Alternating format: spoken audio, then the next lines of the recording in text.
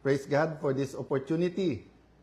Mga ka-Facebook, family ko sa Facebook, dito po sa Luzon, sa Visayas, sa Mindanao po, na binisita po natin ang mga taga Davao, Sarangani, at Jensan yesterday. At syempre po, parating special mention ang mga talagang nagmamalasakit, hindi lang sa ating ekonomiya, hindi lang sa kanilang pamilya, pero sa ating buong bansa, ang ating mahal na mga OFWs. Magandang hapon po sa inyo ngayon. Sa pagbati po natin ng magandang hapon na ang ating pong topic today, pag-usapan natin ng konti yung impeachment process para bago to mag-umpisa in almost more or less 2 weeks from now, medyo mas familiar na po tayo lahat. Pangalawa po, yung mga issues surrounding the Blue Ribbon Committee and yung ibang statements po na ginawa ng ilan nating mga opisyal, maging si Senator Lacson, maging si Senate President Win Gatchalian, or si Blue Ribbon Chairperson Erwin Tulfo. And then, today is a special day sa Pamilya Cayetano. Ang tawag po namin ay everlasting life anniversary. No? Kasi tayo'y naniniwala, when you are in Christ, you have everlasting life. So, nung binawian ng physical na katawan o ng buhay yung katawan ng aking ama dito, naniniwala kami, yun ang birthday niya in heaven.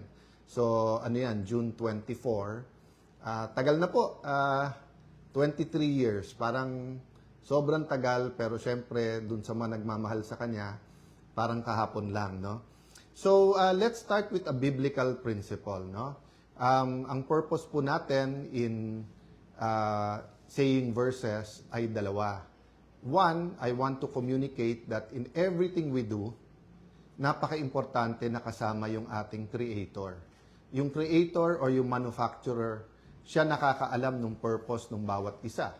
So, ang nag-manufacture or nag-create ng Toyota o Mitsubishi o BYD, siya may karapatan maglabas ng owner's manual o kaya ng user's guide, di ba? Ang nag-create ng iPhone, Samsung, Huawei, lahat ng napakagagandang mga cellphone, di ba?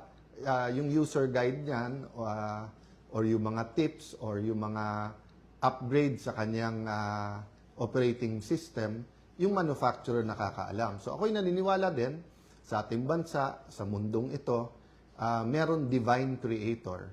So the second purpose is really not the verse per se, but the biblical principle involved, no?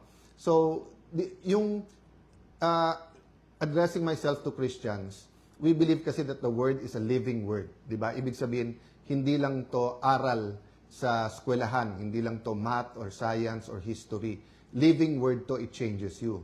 Having said that, even for non-believers or those who believe something different, or even kasi sa Christian community, di ba, napakadaming denominations, may major differences. For example, evangelicals at saka ang Catholics. But even yung Catholics, di ba, between yung Opus Dei at saka yung Jesuits, or ganun din sa evangelical, kung Pentecostal, kung Baptist, Presbyterian, di ba? Napakarami pong mga pagkakaiba, pero may core beliefs.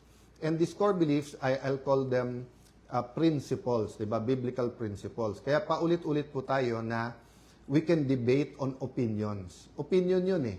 So, natural, opinion mo, iba sa opinion ko. So, pag sinabi ni Lani, mas gusto niyang ang suot ko ay blazer or suit. Pag sinabi naman ni Tintoy na, sir, mas gusto ko pag suot mo t-shirt lang na plain. Pag sinabi naman ni George, iba talaga jacket. Kita mo si Robin Padilla, ang gaganda ng jacket, di ba? So, opinion yun eh, di ba? Ang facts, dapat hindi tayo nagdidebate. Kaya nga fact yun eh. Ibig sabihin, yun talaga. Di ba? So, is the world flat or is it round? Nung wala pang way to prove it as a fact, some people said it's an opinion.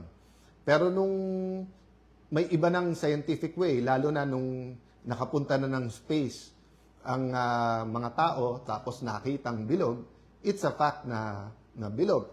But nowadays, pati ang facts, dinidebate. Kaya may alternative facts or may fake news pa nga kung fake talaga.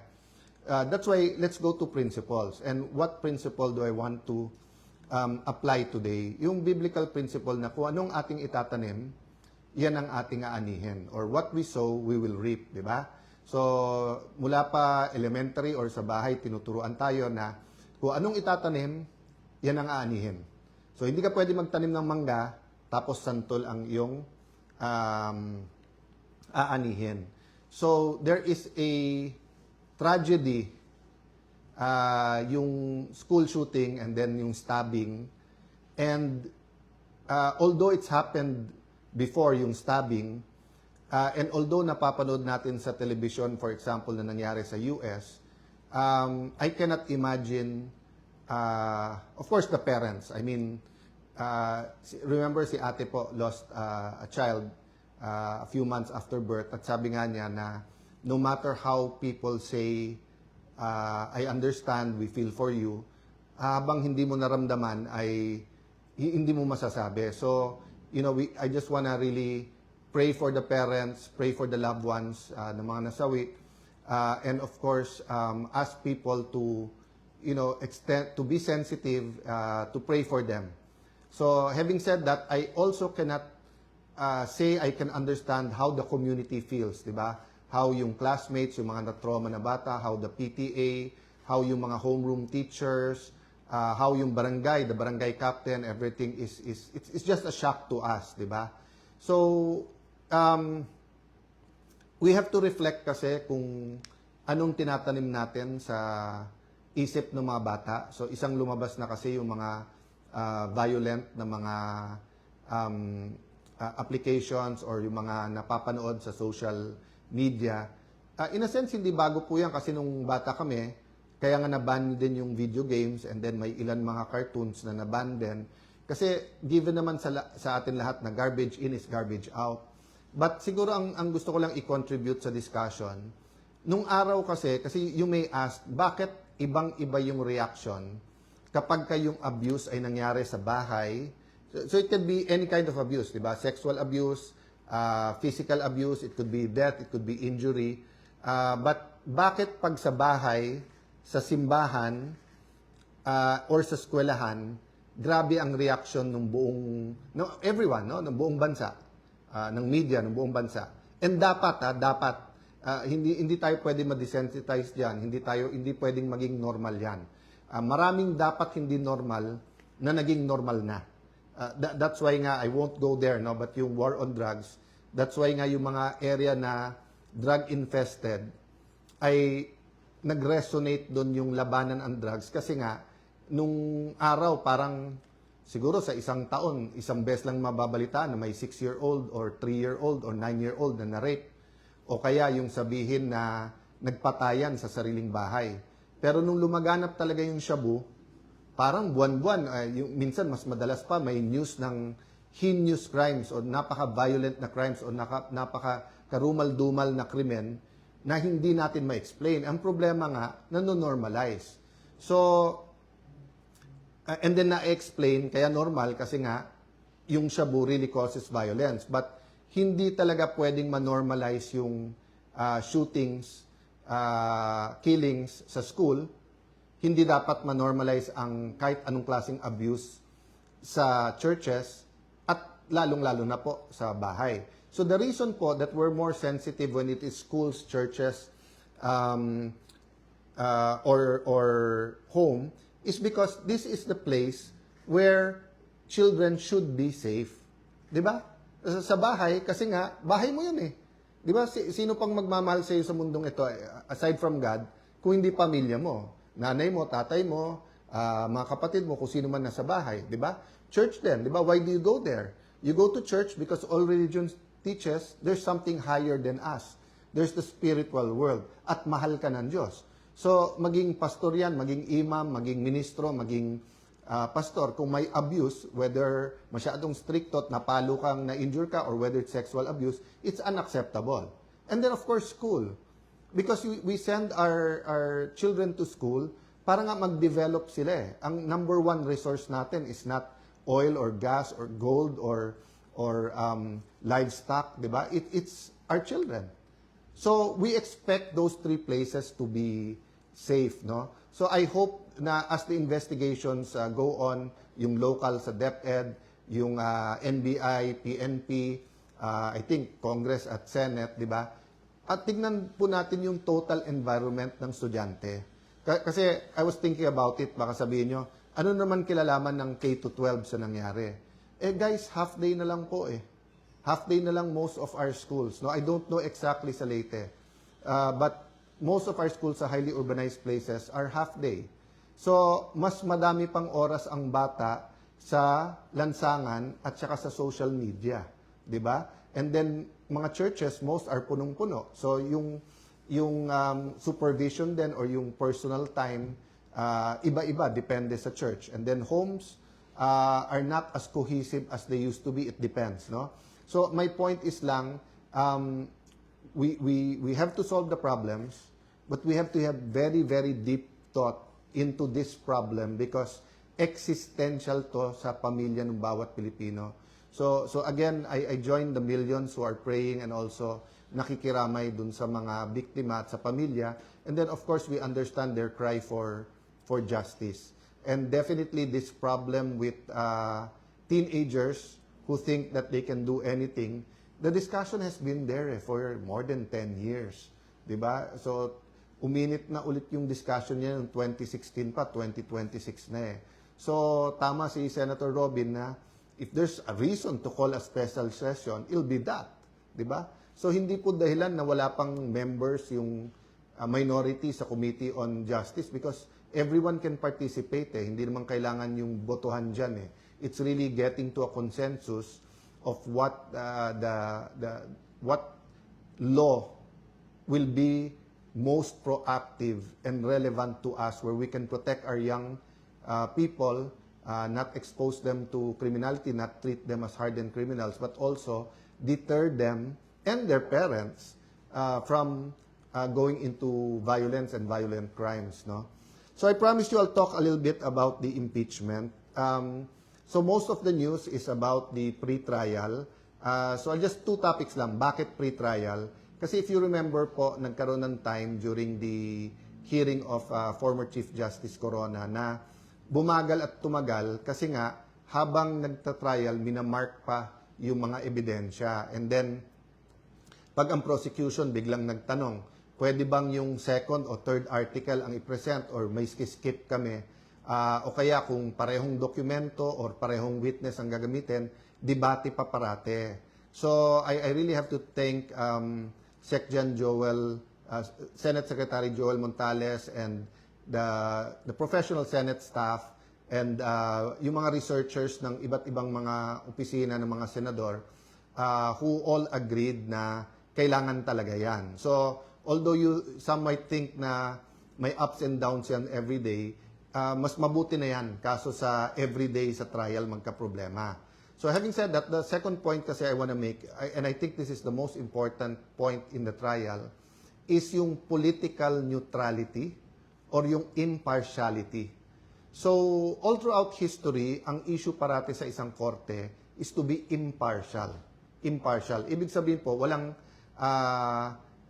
kinikilingan, di ba? Hindi pwedeng umpisa pa lang A versus B, kampi ako kay B. 'Di ba? Kaya nga sa jury system, they have to make sure na yung mga nasa jury hindi biased. So supposedly sa system natin na may judge, sila dapat ay trained na kahit na may personal opinion or may feelings about it, they apply the law. 'Di ba? So for example, kung yung isang judge namatayan dahil sa drunk driving, pero ang batas natin, drunk driving 6 years lang, hindi pwedeng sabihin ng judge, 9 years ikulong yan. Kasi nga, kailangan niya sundin yung batas. But yung judge kasi is trained. So ang problema natin sa senator judges, we're not really trained as judges. Of course, some of us have been in other impeachment trials or whether sa House or sa Senate, so may konti ng experience. But still, ang layo sa training kahit na ng ating MTC or RTC judges, di ba? So, yung impartiality is very important. So, if you remember when we convened the court nag-oath taking, di ba? Nauna ako at pagkatapos nag-oath naman yung lahat ng senator. Makikita nyo po dito sa resolution adopting the rules of procedure on impeachment trials, sa Rule 3, before the consideration of the articles of impeachment, the presiding officer shall administer the prescribed oath or affirmation to the members of the Senate then present and to the other members of the Senate as they may appear, whose duty shall be to take the same. Upon presentation of the articles to the Senate shall specify the date and time for consideration of such articles, unless the Senate provides otherwise, di ba? So yan, ginawa natin lahat. Tingnan niyo yung next paragraph. Senators shall observe political neutrality during the course of impeachment trial. Tapos dinefine niya, political neutrality shall be defined as an exercise of public officials' duty without unfair discrimination and regardless of party affiliation or preference. Okay, ulitin ko ha. Without unfair discrimination and regardless of party affiliation or preference. So whether admin ka and policy ng admin, if it's the policy of the admin to impeach a certain official, and whether opposition ka at ayaw mo ma-impeach, or baliktad, admin ka, ayaw mo ma-impeach, opposition ka, may gusto kang ma-impeach, dapat may fairness, dapat walang unfair discrimination, dapat may political neutrality. That's why, dun pa lang nung nabuo yung bagong majority nung May 11, ang sinabi sa amin ang priority, dalawa, ang ating ekonomiya, at pangalawa, yung magkaroon ng fair at maayos. Yun po ang sabi nila, fair at maayos, impartial at maayos na impeachment. Pero nagulat kami, bakit naging priority na buwagin yung bagong majority at tanggalin ako bilang Senate President. So, isang theory dyan na lumabas is that ayaw kasi talagang lumabas ang buong katotohanan tungkol sa massive corruption that has been going on for the last 4 years, and yung simbolo ng massive corruption na yan ay nasa flood control. Nililiwanag ko po yun kasi sabi nung iba, flood control lang. Hindi po. Napakaraming instances of corruption. Some are endemic. Some were there. For example, pag sinabing customs, BIR, DPWH, to be fair to the Marcos administration, even President Duterte said na may corrupt na contractor sa DPWH. Even President Duterte said, yan BIR, yan customs. Remember, may kinulong siya sa Bureau of Immigration, di ba, BID. Lalo po during the time of President Pinoy, who we also honor today. Many people are honoring him. I had the privilege of also serving with him 3 terms sa Congress and then sa Senado. We were not always in agreement, but I recognize the good that he's done, as I recognize the good done by President Duterte. And during the Pinoy years, anti-corruption was also very important. So having said that, nung lumabas yung Napoles, sabi, grabe naman to. May ghost, may yung pera parang dumadaan lang sa foundations tapos sa bulsa na ng politiko at ng contractor pumupunta. Ang problema mga kababayan, nagmukhang barye. Yung Napoles, pagdating dito sa ghost project sa flood control, isipin nyo 350 billion a year. Yun ay sa flood control pa lang. Hanggang ngayon po, yung corruption dun sa maintenance projects na is another 300 billion a year. Halos wala pa akong nababasa dyan. So, napakarami pa ho. So, statement po ni Senator Win, paraphrasing, pag may lumabas na ebidensya, pwede mag-hearing. I'm not so sure kung eksakto yun ang sinabi niya. So I won't comment sa kanya. But yung sinabi po ni Chairman Erwin na iikot na lang ba tayo sa flood control? O kaya yung sinabi ng iba na kapag may bagong ebidensya, hindi po ganon. Pag nag-iimbestiga ka, ikaw naghuhukay. Ikaw nag-investigate. Ikaw nag-uncover. At kahit sino po sa amin mga senador, congressman, basta't neutral lang ho, neutral lang. Wag lang talaga maging alagad or aso or tuta ng Malacanang. Pwede po talaga nating bilangin Yung 18 former Marines, sinabi nila may mga kasamaan sila, active at hindi active. So, yung isang lane lang yon, yung mga bodyguards. May magandang point yung sinabi sa akin ng isang public official din. Sabi niya, Sen, bakit ba ang daming debate kung may katotohanan o wala? So, hindi pa niya sinasabi kung totoo o hindi yung testimony ng 18 Marines. Sinasabi niya lang, But may debate pa kung yung mga former bodyguards or former Marines ay pwedeng mag-deliver o hindi. Eh si Zaldico na mismo nagsabi na marami siyang pinadeliveran. Di ba? And everyone agrees that former Congressman Zaldico is in the center of this. So hindi ko pa sinasabi na conclusive siya ang mastermind or kumbaga sa gera siya ang isa sa pinakamalaking general, but we all agree, whether we believe what he said or hindi, that he's in the center of that. At siya na nagsasabi nga na yung mga nilikom niya ay hindi para sa sarili niya at may mga diniliberan siya. Ay imposible naman mag-isa siya nag-deliver. So, going back to my point, that's one area to follow. Okay, number 2, dami pang public officials. Ang dami na banggit. So, dun sa inyo na nagtataka bakit ako inaaraw-araw ni Senator Lacson, di ba nasabi ko na kasi nabuko sila eh. So, kasi kung susundan nyo, hukayin nyo yung ibang mga video at mga statement ni Senator Lacson, dumating ang point, siya na yung sumasagot eh. Siya na nag-i-interpret ko ano sinabi ng mga witness. Siya na nagsasabing, etong witness na to, okay, eto hindi. Eto credible, eto hindi. Kinausap daw niya si Yusek Bernardo. Nag-deliver daw, pero hindi sa Malacanang o hindi sa mga taga Malacanang. Kung hindi, or hindi sa First Family, pero dito dineliver sa mga opisyal na to. And then ayaw niya patawag yung mga opisyal na yan. So, kahit na po yung mga investigador sa PNP na 6 months pa lang nag-training, nag-uumpisa na, may simple yan na kung paano mo susundan yung ebidensya. Diba? So, napakaraming leads. So, ang question lang, gagawin natin ba to o hindi? O, bakit ko to inuugnay sa impartial hearing?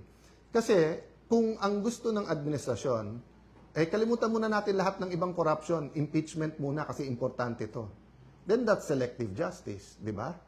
Then that's discriminating, meaning any other corruption okay na lang sa atin? Basta't dito na lang kasi why? So I mean, I won't go into the reasons, obvious naman, di ba? So we have the rest of this week, we have next week. Why not call a Blue Ribbon hearing? Why not ask both the administration and the opposition sinong gusto niyong witnesses? Nung araw, ganun eh. Naging chairman ako ng Blue Ribbon Committee eh. Kahit sinong member na magsabing, sir, can we call ganyan? Kasi when you call a witness, so for example, kung 10 kami mag-attend, ako gusto ko magtanong sa 18 Marines. Di oras ko yun eh. Di ako magtatanong doon. Ngayon, may nasabi silang hindi sang-ayon. O di, magtanong sila. Kaya nagtataka nga ako kay Senator Erwin, ba't nagko-comment pa about the 18? Sabi niya, mag-inhibit siya. At si Senator Pangilinan na dapat ang mag-hearing dyan. Kasi kung ang sasabihin po natin ay, sige, we're getting organized. Okay, pero kung sasabihin nyo, oy, tapusin natin impeachment, wala mo ng Blue Ribbon hearing. Sandali lang. Napakalaki, mas malaki yung pinag-uusapan nating amounts eh. Di ba? Parang bundok versus... So, yung pag-uusapan sa impeachment, hindi ko mamaliitin yon.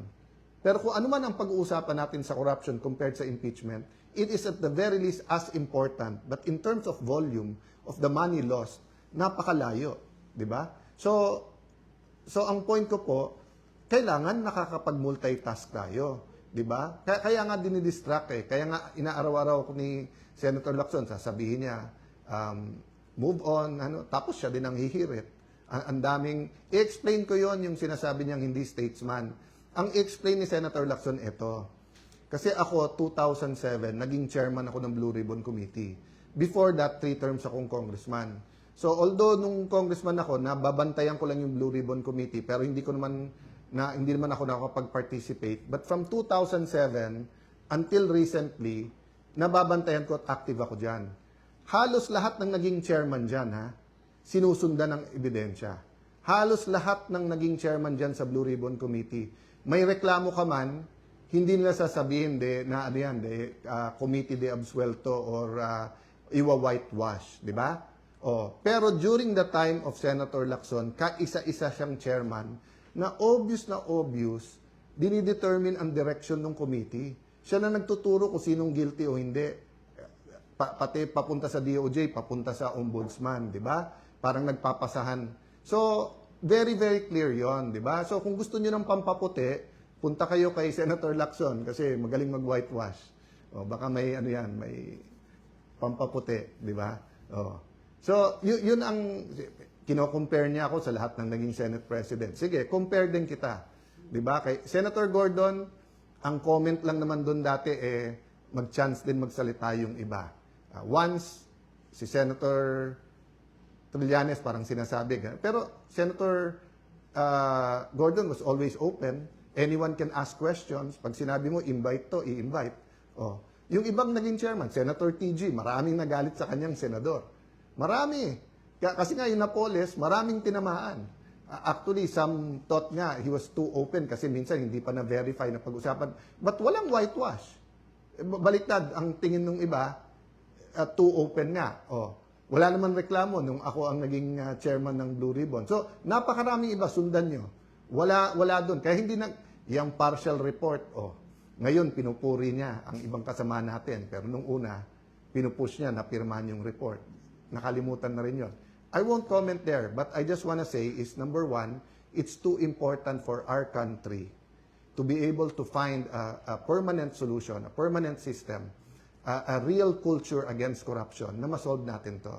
Pag lumipas tong administrasyon at hindi natin sineryoso ang flood control at yung infra na corruption sa DPWH, babalik at babalik to mas masama pa. Para tong TB na hindi nyo tinuloy yung gamot.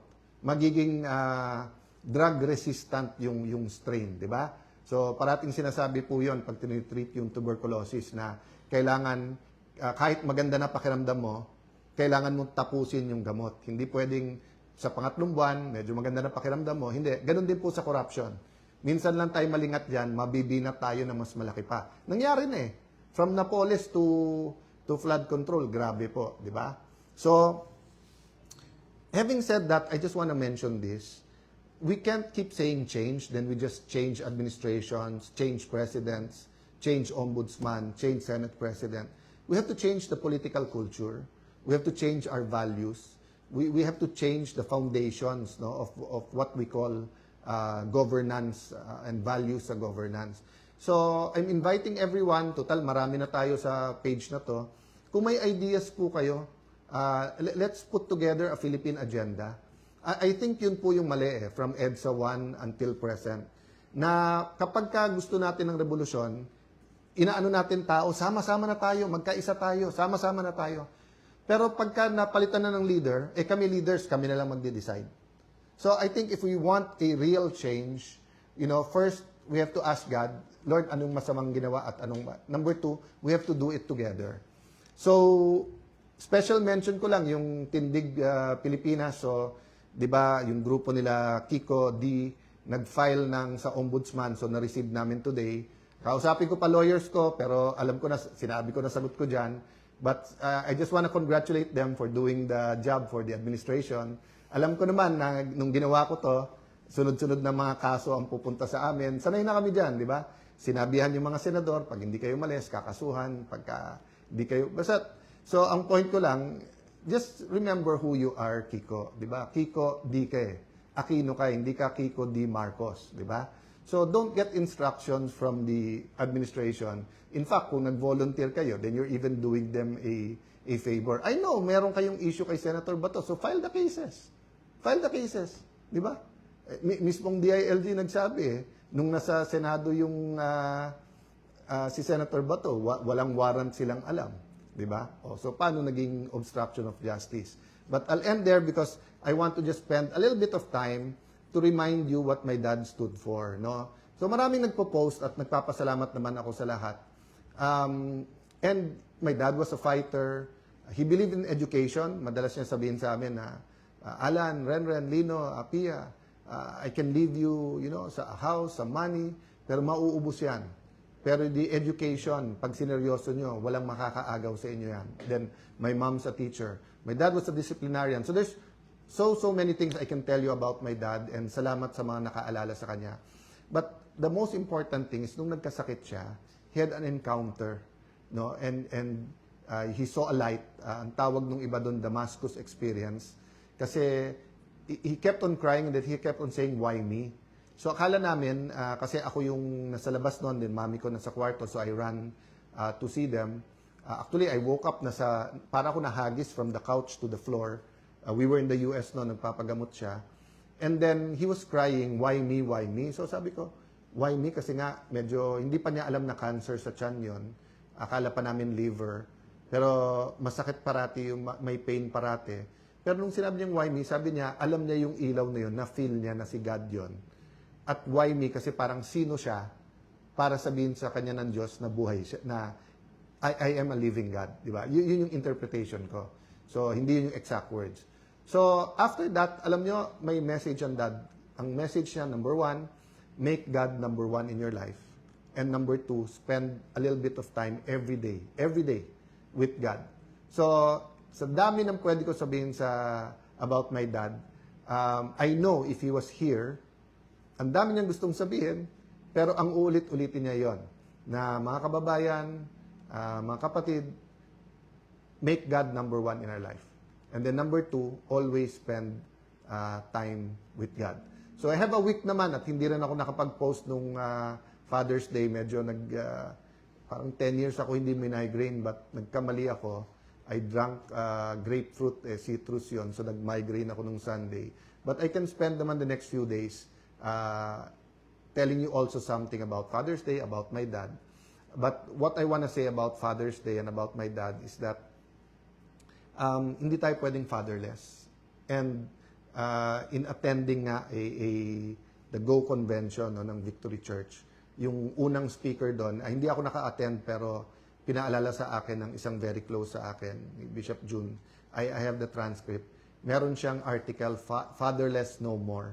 I hope many people can read that. I'll see if it's available. No? But basically, sinasabi niya yung tao na feeling niya fatherless siya. And there's so many of that experience kasi madaming single parents na. But iba pa daw pagka-community, pagbansa, ang nakapag-feel na fatherless. But we don't have to feel fatherless because we do have God the Father. And regardless of our belief, maraming nagdadasal Diyos Ama, di ba? So, now there are people kasi who have bad experience sa tatay.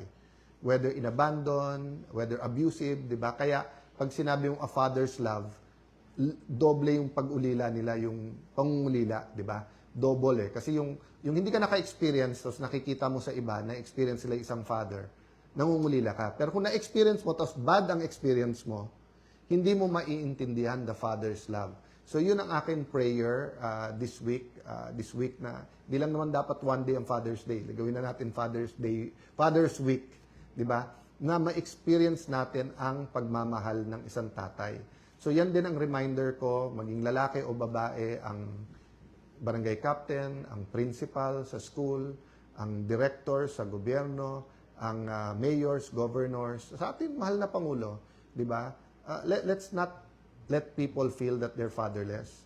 So ngayon na may economic crisis, problema nung earthquake sa Mindanao, yung pong mga killings na nangyayari sa mga eskwelahan, nangyari po sa Ateneo basketball team, people are looking for a father, di ba? And sometimes you didn't ask to be the father, pero kung ikaw ay barangay captain, kung ikaw ay mayor, governor, ikaw ay presidente, ikaw ay head ng COA, ikaw ay head ng AFP, ikaw ay head ng PNP, people need a father. So sa ating pagdadasal at pagse-celebrate ng Father Day, let's also pray for the other fathers sa ating bansa. Kasi kapag naramdaman talaga ang pagmamahal ng isang tatay, mararamdaman mo yung protection, yung comfort, at saka kahit may uncertainties, alam mong may pangahawakan ka, di ba? So, let me stop there and hope, di ba, na despite lahat tong division sa ating bansa, man-navigate po natin yung Blue Ribbon Committee, yung impeachment, and then itong mga sunod-sunod na violent crimes na nangyayari sa ating bansa. Don't forget about our economy, ang pangangailangan ng ating mga magsasaka. Planting season ngayon medyo okay, but because of the Israel-US war, yung kakulangan ng fertilizer, additional problem. Even before the fertilizer may shortage at nagmahal, problematic na ang ating buong agriculture sector. No? And every administration has promised they'll do more. I honor the secretaries of agriculture. Many of them have done a lot. Pero napakarami pang pangangailangan ng ating bansa. And I fear that storm season is coming. Kita nyo po, konting ulan, baha, kaliwat kanan, di ba? I mean, again kung anong itatanim yan, ang aanihin. Nung pumutok yung flood control scam, yun na ang nabanggit na natin po yan, di ba? Na pagka hindi mo tinuloy yung ibang flood control projects, yung linis-linis lang, tapos massive urbanization, tuloy-tuloy yung pollution, climate change. So, yung dadating na baha, dadating na super El Nino, dadating na economic, sunod-sunod na problema. So, let's pray, no?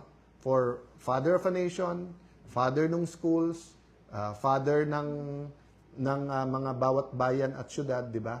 So, kailangan po natin yan. So, thank you for the time you spend with me dito. And thank you sa mga kapatid natin sa media. God bless you po.